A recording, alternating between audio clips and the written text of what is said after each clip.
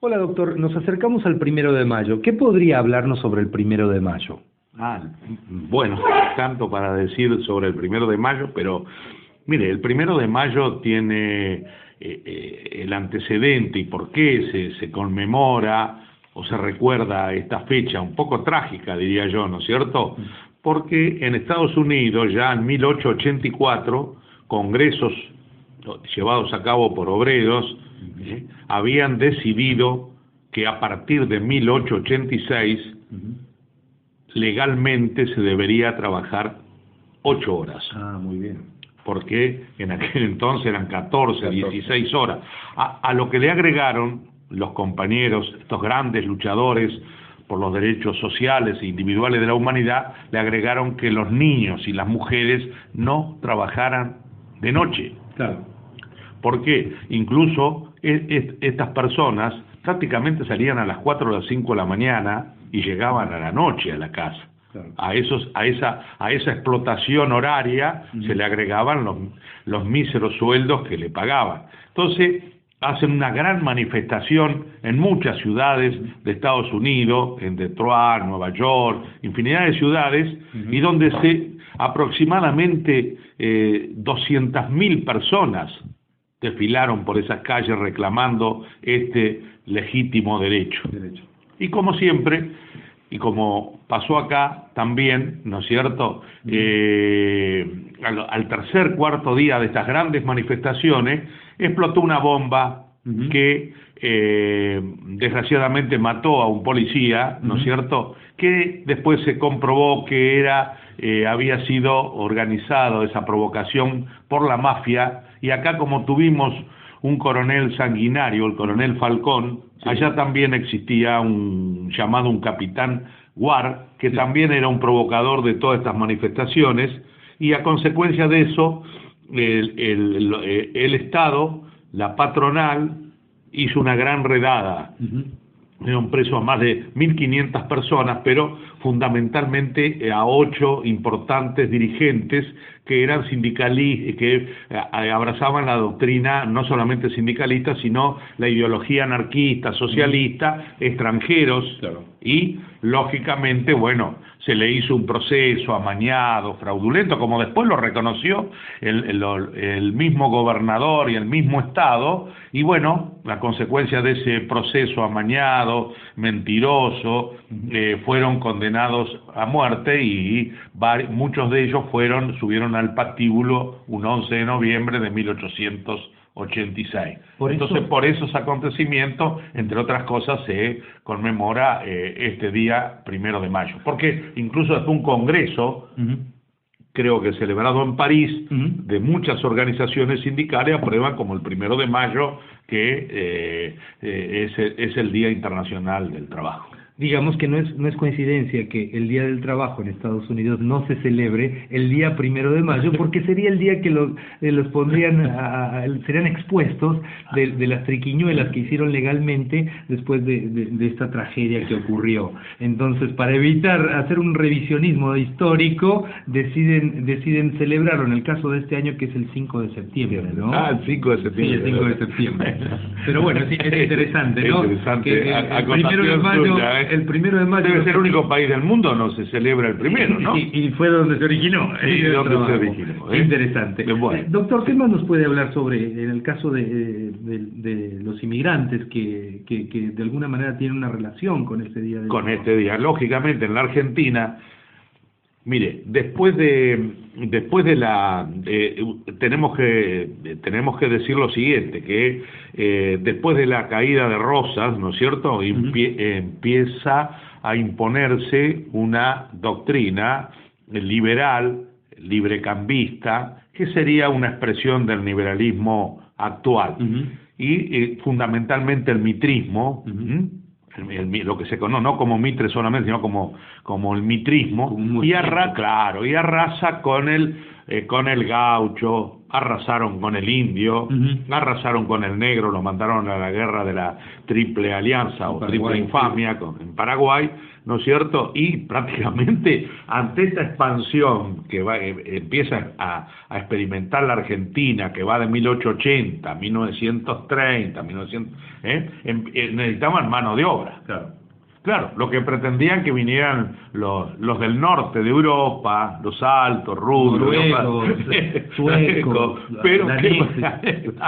pero ¿qué pasa? Vinieron gallegos, italianos, judíos, rusos, personas que, diríamos así, que no solamente traían la miseria a cuesta que vivía Europa, sino también su ideología de avanzada para aquel entonces, y eran esta ideología anarquista, socialista, que si después quiere podemos hacer una síntesis. Después aparece el sindicalismo, que no tiene nada que ver con el, digamos así, con ser de un sindicato, sino que estas personas también traen estas luchas, estas reivindicaciones acá en la Argentina, porque realmente había una explotación muy grande, porque acá se llevó a cabo, había una ley que se llama Ley de Colonización, que se llevó a cabo solamente en Santa Fe, en parte. En la provincia de Buenos Aires, la oligarquía terrateniente que detentaba el poder del Estado se opuso a todo esto. Entonces, esta inmensa marea humana que eran los inmigrantes, ¿no es cierto?, que llegaron hasta ser 6 millones de personas. En un determinado momento en Buenos Aires eran más los inmigrantes que los argentinos, aunque todo eso, todos somos hermanos, desde todo punto de vista, pero eran más los inmigrantes que los argentinos. Entonces los concentraron en los conventillos. Había en la Argentina en ese momento 2.400 conventillos, y acá ya podíamos referir un hecho histórico importante, el que yo le dije, el coronel Falcón, ¿no es cierto? En 1907 hubo una huelga de inquilino, porque le habían aumentado, la misma palabra lo dice, ¿no es cierto? El alquiler desmedido, etcétera, y este señor tuvo la idea de desalojarlos a todos en pleno invierno, no solamente a hombres, sino a mujeres y niños, y hacerlo dormir varios días a la intemperie, con lo que eso significaba para estas personas. Esto lo referimos porque después vienen algunos hechos, y entonces todos estos compañeros, luchadores, insignes, ¿no es cierto?, que realmente dieron todo, hasta su vida, para establecer toda una serie de leyes. Fíjese que esta larga lucha, recién viene el descanso dominical, viene en 1905. 1905, claro, hasta el siglo XX. Y claro, y las 8 horas de trabajo, si mal no recuerdo, recién en casi llegando a 1930, 1929, 1930 se forma la CGT. Entonces, estos compañeros, ¿no es cierto?, que realmente comienzan a organizarse, y uno de los primeros sindicatos que surgen en la Argentina es la de los tipógrafos, los de la imprenta, que en un determinado momento protagonizan una huelga que la ganan, que duró un mes y medio, en donde le querían rebajar los sueldos y hacerlo trabajar más horas. Y los tipógrafos, esa huelga fue en 1878. Ahora, esa no es la primera huelga. La primera huelga que hay, bien vale destacarlo, es de las coristas del Teatro de Buenos Aires. Las coristas pretendían que por lo menos una función, ¿no es cierto?, con la recaudación que implicara, fuera para ellas. Esa fue una de las primeras huelgas. Después está otra huelga muy importante de los astilleros, de los compañeros obreros que se niegan a fabricar barcos para Argentina, para enviarlos a la guerra de la Triple Infamia. Que terminó con un país que no es el caso hablarlo ahora demasiado, ese país Paraguay, que era un país altamente desarrollado, capitalista, autocentrado, donde no había analfabeto, había reforma agraria, había altos hornos, había ferrocarriles, era alta para ese entonces, era un país altamente. Entonces hubo una confabulación entre entre el mitrismo, los brasileros y parte del Uruguay, con la instigación de Uruguay, de Inglaterra, y se llevó a cabo la guerra de esa triple infamia. Estos compañeros, estos obreros de los astilleros se negaron. Y después vienen otras huelgas muy importantes. Y así se va configurando, ¿no es cierto?, las centrales sindicales. Entonces existió, en primer lugar, en 1901 se forma. Algunos hablan de 1890 y algo, de lo que se llamó la FOA, Federación Obrera Argentina, que rápidamente en 1891 pasó a llamarse, 1903, perdón, la FORA, Federación Obrera Regional Argentina, que era anarquista y de gran predicamento. La ideología anarquista sabemos que era una ideología donde reivindicaban la lucha revolucionaria, la acción directa, ¿no es cierto? Estaban contra el Estado, contra la Iglesia, etcétera. Una gran persona que vive actualmente anarquista, porque había distintas corrientes dentro de anarquista, pero no sabría decir a cuál adheriría esta gran persona, que es Osvaldo Bayer, que por suerte todavía vive y tenemos el placer de verlo y de leer sus artículos y de verlo a veces en la televisión, incluso en el acto del 24 de marzo en silla de rueda, lo vimos ahí presente en la Plaza de Mayo. Esta es la ideología anarquista, ¿no es cierto?, que difería con la, en 1903, 19 asociaciones que militaban en la FORA se separan y forman la UGT, Unión General de Trabajadores, que era más bien de tendencia socialista.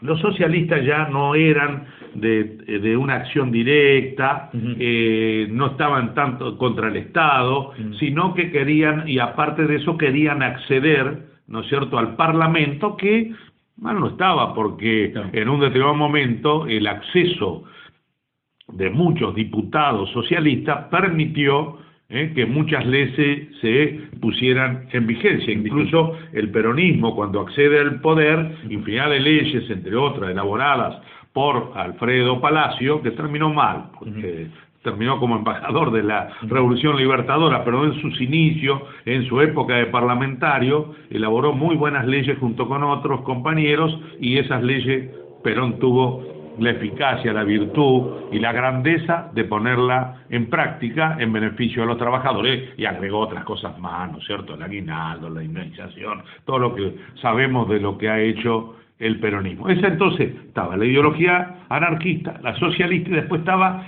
la ideología sindicalista, que tenía semejanza y diferencia. Los sindicalistas era una corriente inspirada por un filósofo llamado Sorel, francés, donde reivindicaban todo el poder a los sindicatos. Los sindicatos iban a ser y querían que fueran los hacedores de la patria, de la nación, donde también coincidían porque no querían la propiedad privada de los medios de producción en manos privadas, los medios de producción y de cambio y otras cosas más, sino que estuviera en mano todo en poder de los sindicatos, todo el poder de los sindicatos. Todo eso después surgen de ahí corrientes hasta que se llega a 1930, que, diríamos así, se forma lo que se conoce hoy actualmente como CGT.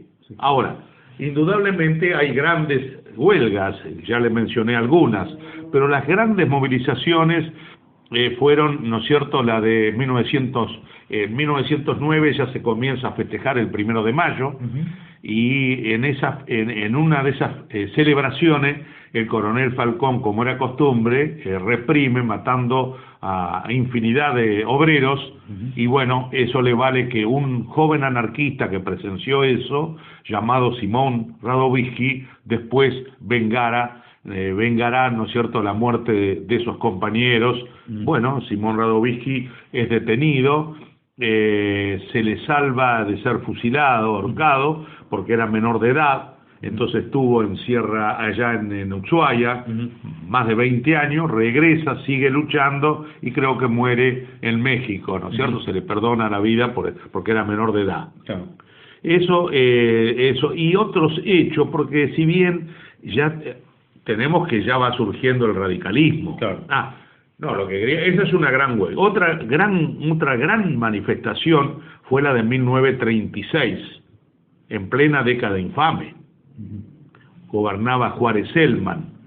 Esa manifestación reunió a cientos y miles de personas, ¿no es cierto? Y otra gran manifestación muy importante, que habría que analizarla y verla en profundidad, fue la de 1943, la del 1 de mayo, donde más de 200.000 personas, ubíquese en 1943, son 2 o 3 millones en la actualidad. Eso asustó a las clases dominantes, estamos también en época de la década infame, ¿no es cierto?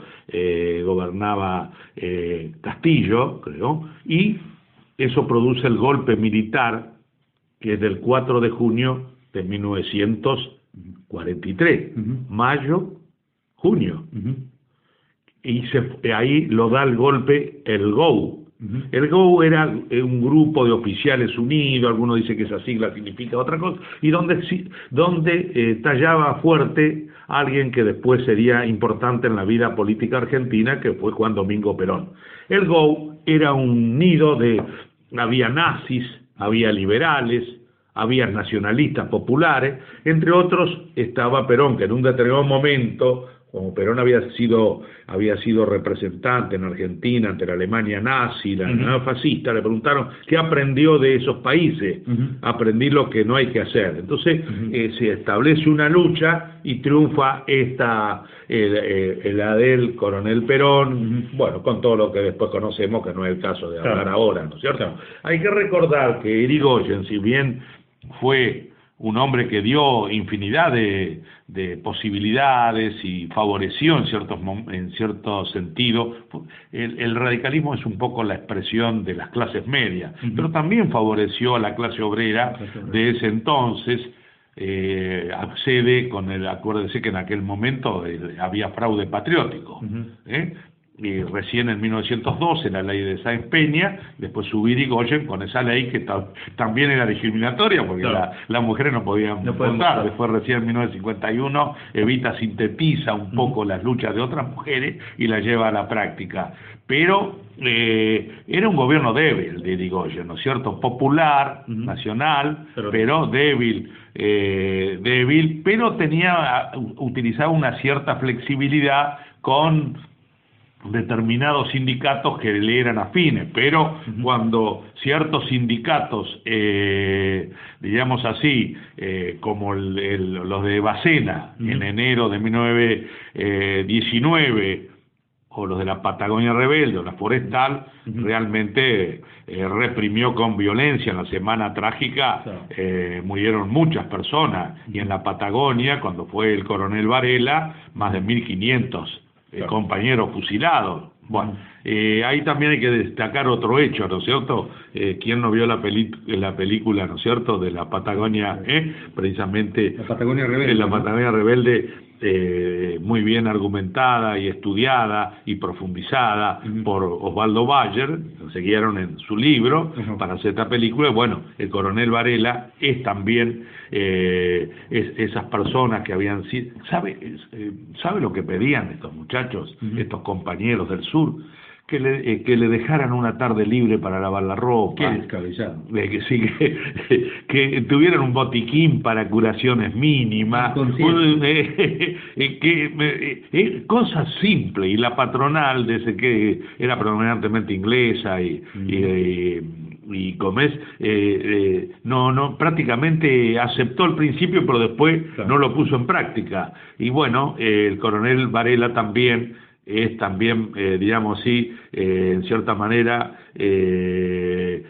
no sé si la palabra asesinado corresponde, pero el Kurt Wilken, otro anarquista alemán, lo mató al salir de su casa al coronel Varela. Es decir, que son puntos negros del gobierno de Irigoyen, pero no podemos dejar todos los gobiernos tienen algunos Sí. aspectos como lo tiene el peronismo y como lo tiene el kirchnerismo, etcétera, ¿no es cierto?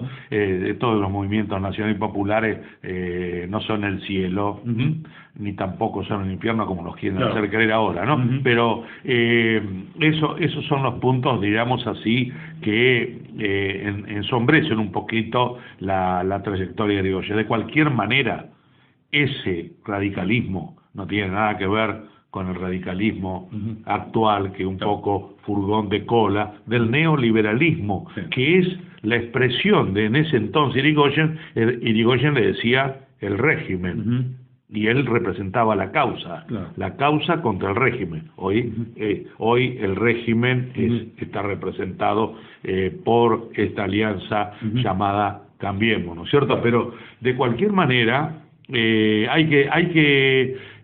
realmente fueron jornadas heroicas protagonizadas por todos estos hombres que dieron la vida para que, en cierta manera, nosotros o nuestros antecesores inmediatos podemos vivir así, decir, con cierta dignidad, con cierta libertad y con justicia, como seguimos luchando en la actualidad y sigue luchando el movimiento obrero. Hay muchas cosas para decir, pero no sé si usted considera que está no muy sé, completo. para eso nos extendemos un poquito más, porque es muy importante esta clase oligárquica, lo que llamó el régimen, Irigoyen, Alem, le decía, ¿se acuerda de esa frase de Alem?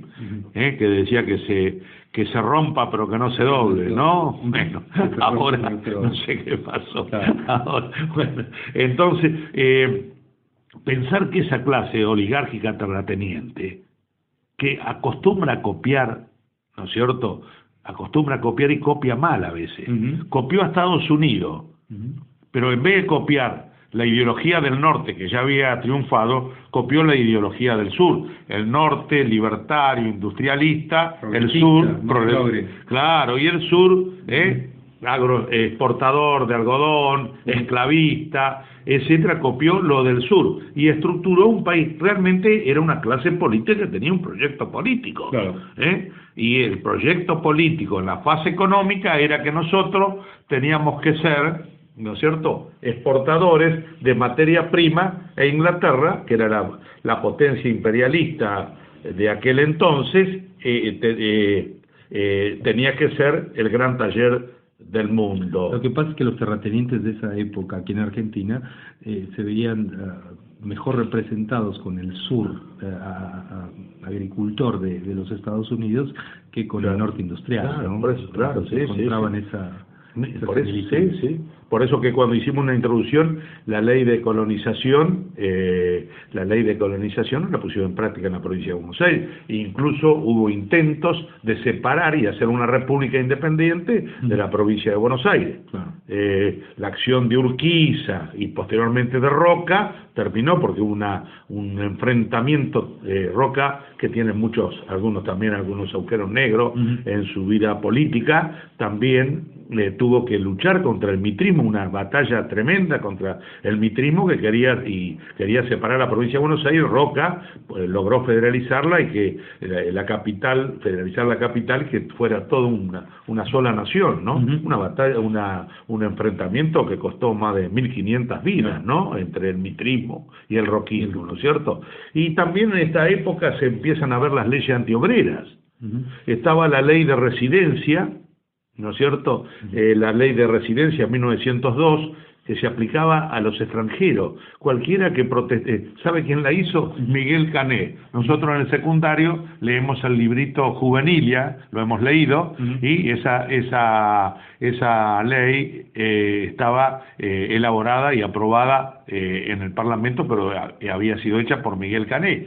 Y esta ley permitía que cualquiera que protestara, que luchara para que los niños no laburaran de noche, las mujeres, o por 8 horas, o por un mejor salario, inmediatamente eran detenidos y llevados nuevamente, se lo intentaba llevar nuevamente a su país de origen, Europa, que a lo mejor también allá eran perseguidos por estas mismas ideas libertarias, ¿no es cierto? Claro. Esa es 1902, y después, en 1910, cuando está el centenario, ya establecen otra ley, ¿no es cierto?, la ley de defensa social. Esta ley ya también se le aplica a los argentinos, no solamente a los extranjeros, sino también a los argentinos, y se lo trata de deportar. ¿Cómo usted ve las dos grandes veredas, como están en la actualidad, han sido transitadas? ¿Qué mejor que estas leyes que fueron el antecedente de lo que puso en práctica el gobierno de Onganía y los que lo siguieron,